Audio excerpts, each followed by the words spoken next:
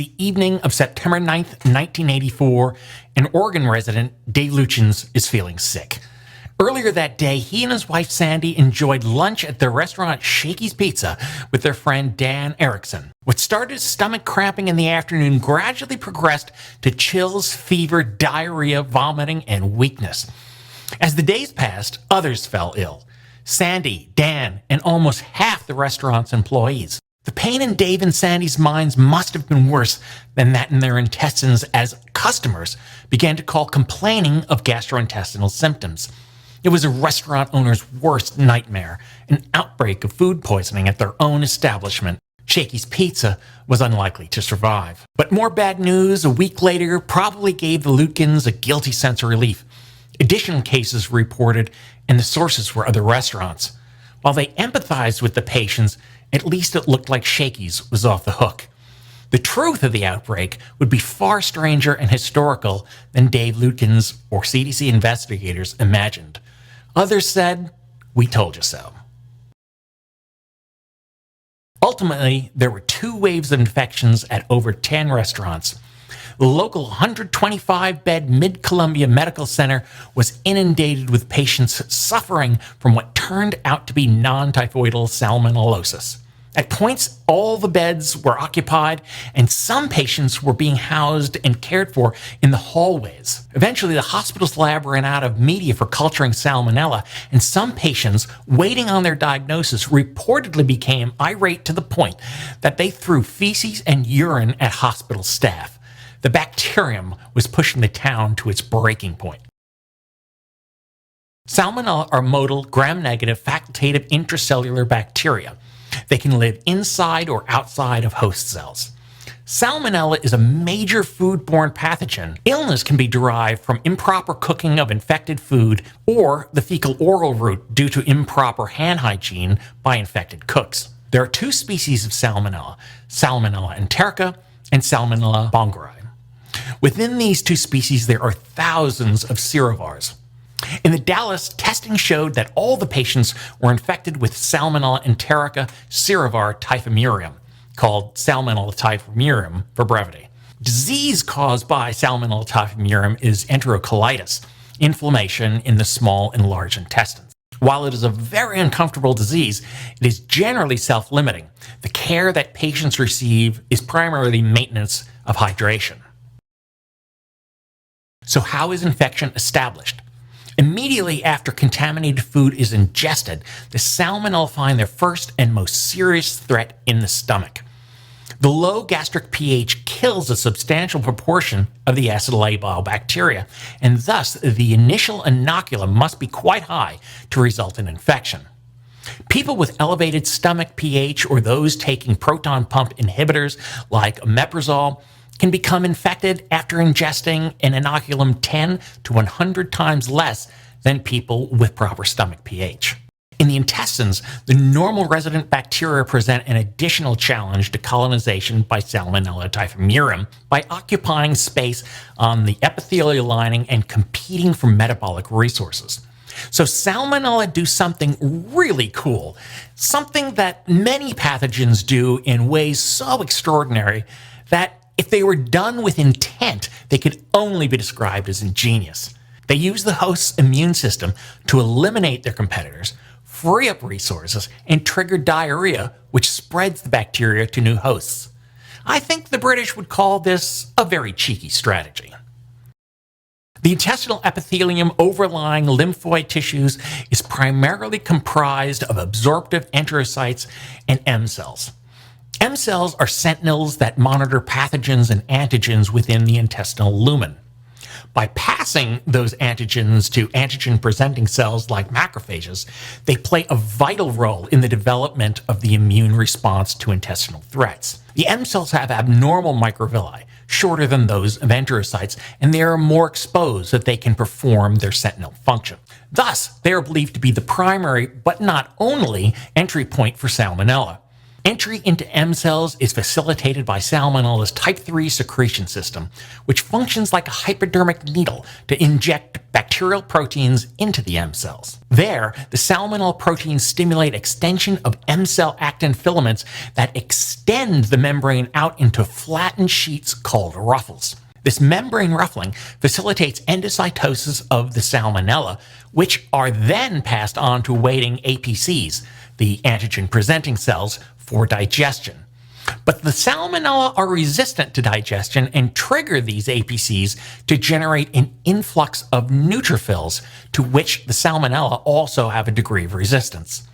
Their competitors, the resident microbiota, tend not to be so fortunate, and so the luminal Salmonella get more resources, less competition, and consequently expand in numbers.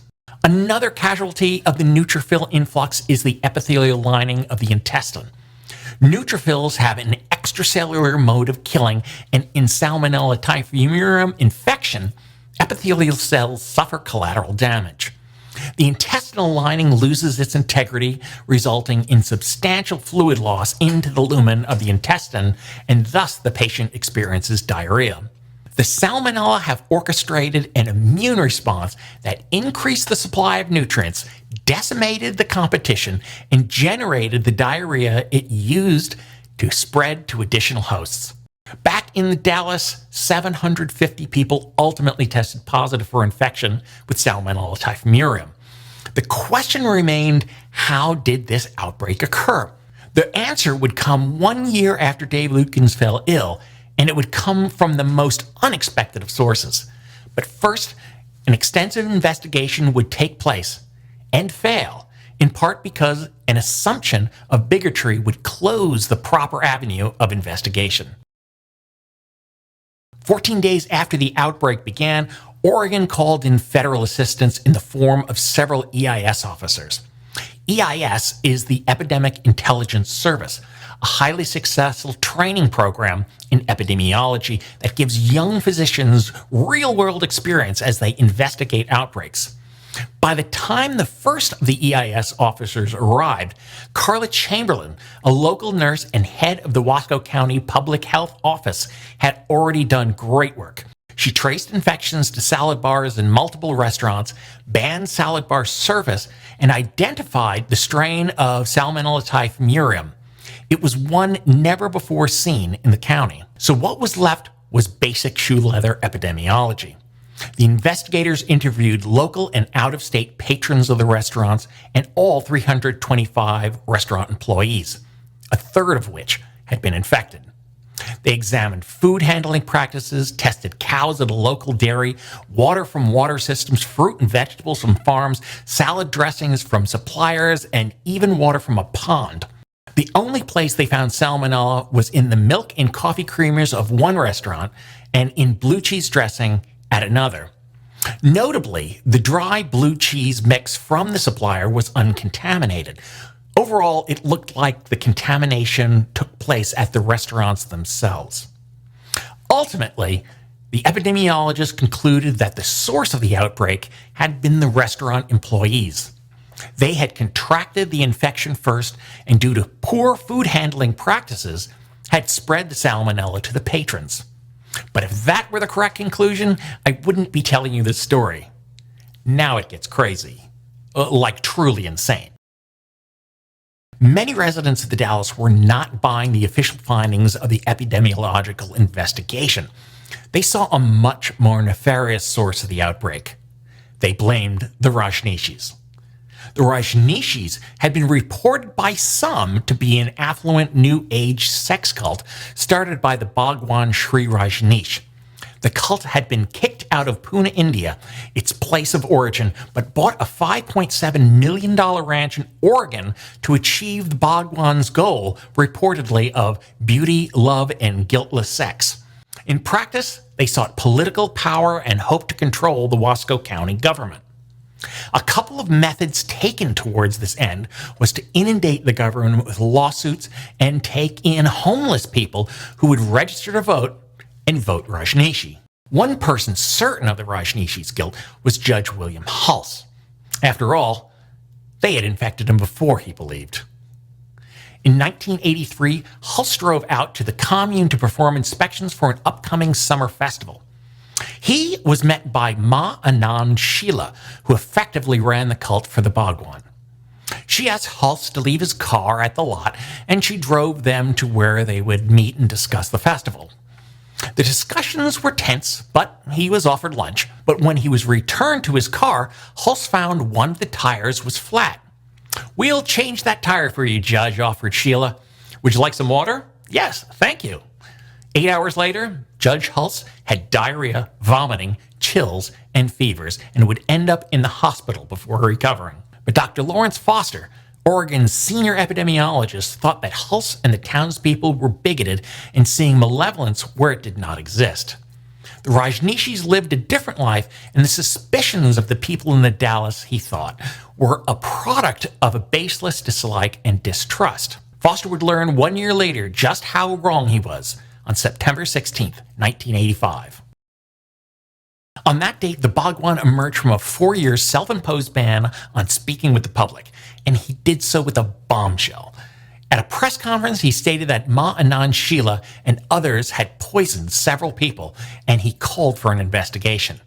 An investigation that would find Salmonella Typhimurium in the commune's medical facilities. That clinic was run by Ma Anand Puja, called Nurse Mengele by some of the cult members.